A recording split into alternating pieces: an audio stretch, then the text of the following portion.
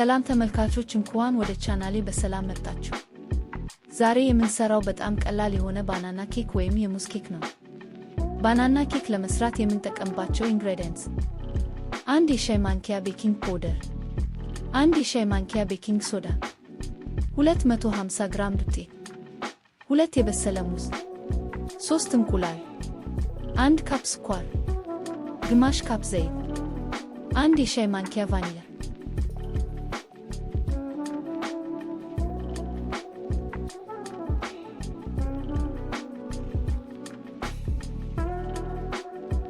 በመጀመሪያ ደረቅ የሆኑትን ግብአቶች እንቀላቅላለን። ዱቄቱ ላይ 1 የሻይ ማንኪያ ቤኪንግ ፓውደር እና 1 የሻይ ማንኪያ ቤኪንግ ሶዳ እንጨምራለን። ቤኪንግ ሶዳ የምንጠቀምበት ምክንያት ኬኩ ሙዝ ስላለው እንዳይከብድ ይረዳዋል።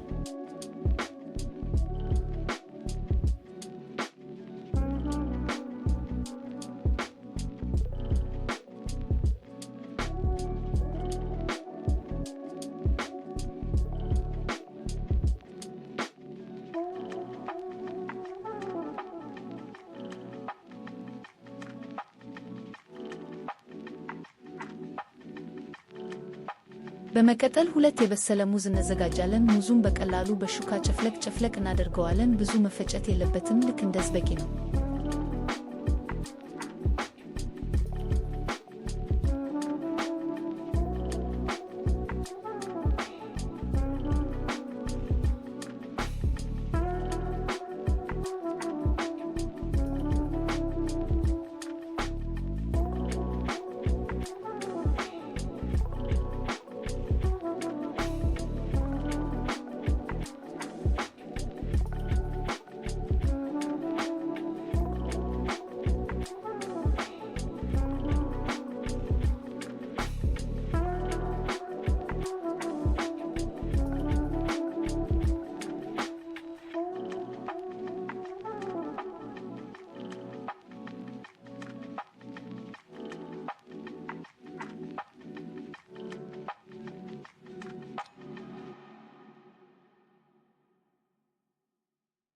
ከዛ 3 እንቁላል እንጨምርበታለን። የእንቁላል መምቻ መጠቀም አያስፈልገንም፣ ምክንያቱም ይሄኛው ኬክ ብዙ መምታት አያስፈልገውም።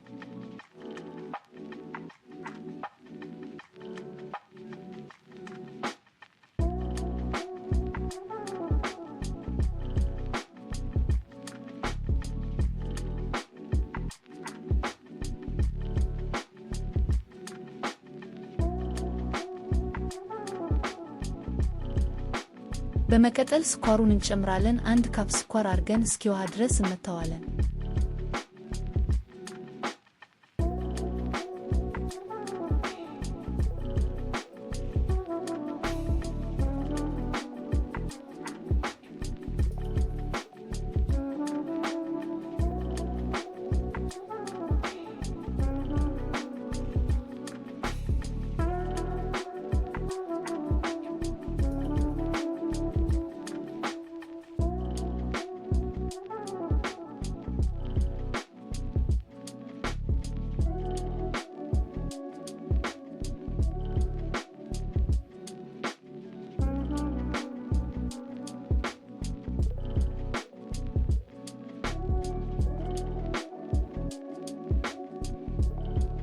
አሁን በደንብ ተዋህዶልናል። ከዛ የእንቁላሉ ውህድ ላይ ዘይት እንጨምራለን። እኔ የተጠቀምኩት ግማሽ ካፕ ዘይት ለምግብ የሚሆን ኖርማል ዘይት ነው።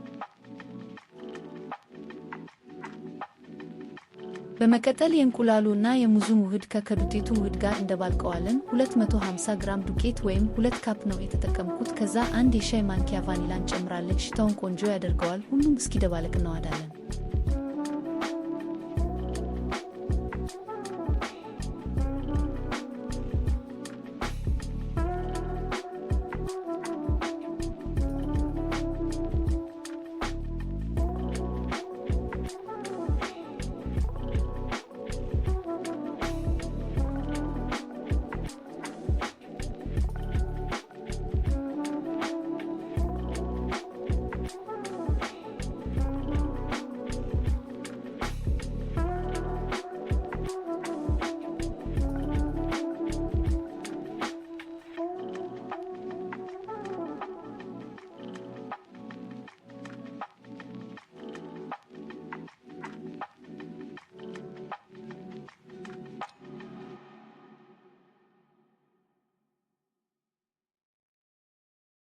አሁን ሊጡን እስከምናዘጋጅ ድረስ ኦቨናችንን 170 ዲግሪ ላይ አድርገን ሞቅ እንዲል እንለኩሰዋለን።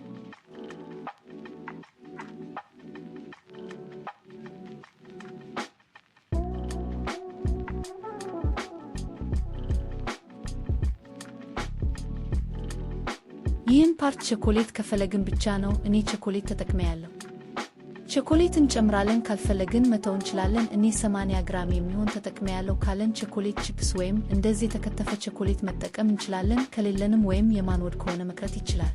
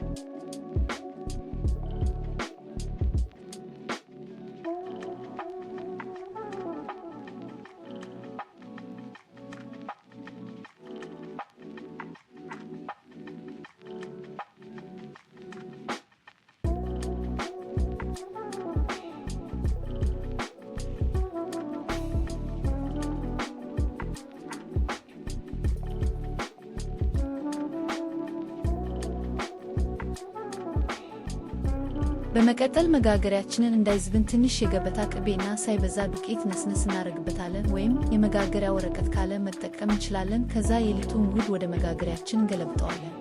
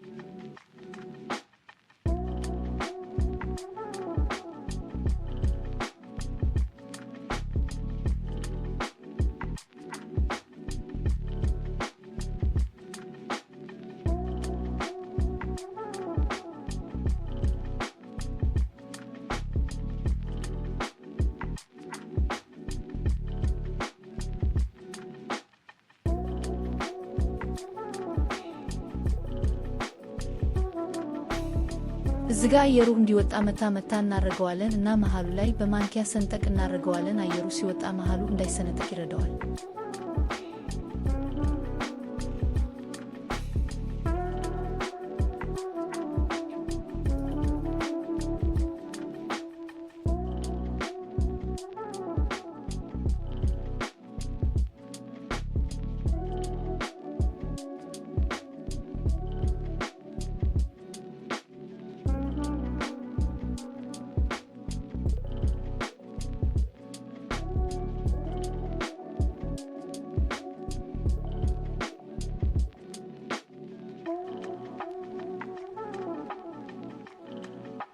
አሁን ኦቨናችን ሞቅ ብሏል። እናስገባዋለን። ለ30 ደቂቃ የሚሆን እናበስለዋለን።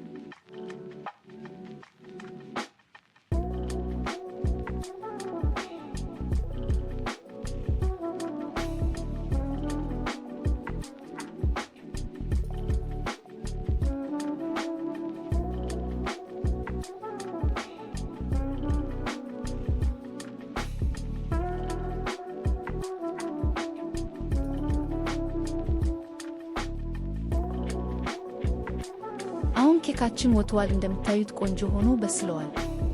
ከወጣ በኋላ ትንሽ እንዲቀዘቅዝ እናስቀምጠዋለን። ሲወጣ ከፈለግን ከላይ ቸኮሌት አቅልጠን ከላይ ማፍሰስ እንችላለን። እኔ ተጠቅሜያለሁ። ካልፈለግን መተው እንችላለን።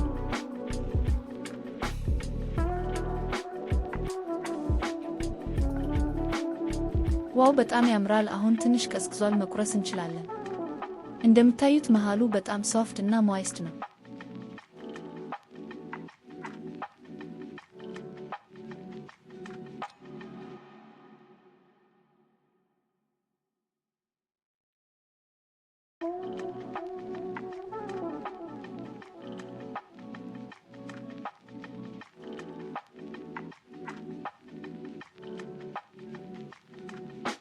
እሺ ተመልካቾች አሰራሩ ይህን ይመስል ነበር። እንግዲህ የባናና ኬክ አሰራር በጣም ቀላል ነው። እናንተም በየቤታችሁ በቀላሉ መስራት ትችላላችሁ። ሞክሩት እና ኮሜንት ስጡ።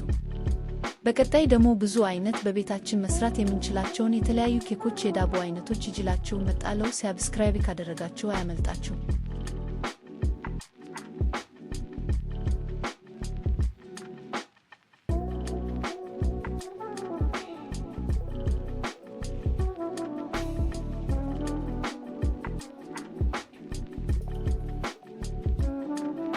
አሁን የቅምሻ ሰዓት ነው። የሰራነውን ቡና አፍልተን እንቀምሳለን።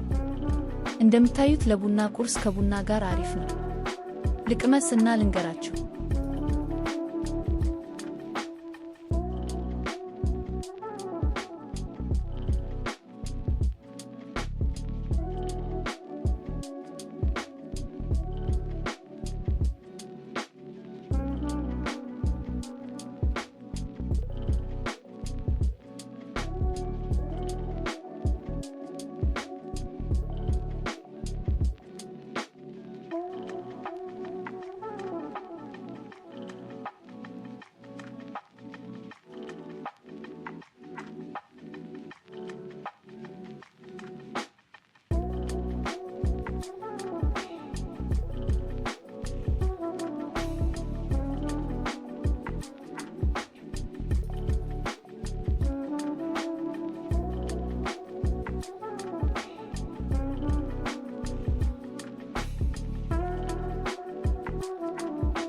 ዋው በጣም ነው የሚጣፍጠው። እናንተም ይህን የሚጣፍጥ ኬክ በቤታችሁ ሰርታችሁ ሞክሩት እና አስተያየታችሁን ስጡ።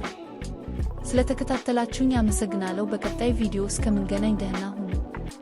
ላይክ እና ሰብስክራይብ ማድረግ እንዳትረሱ።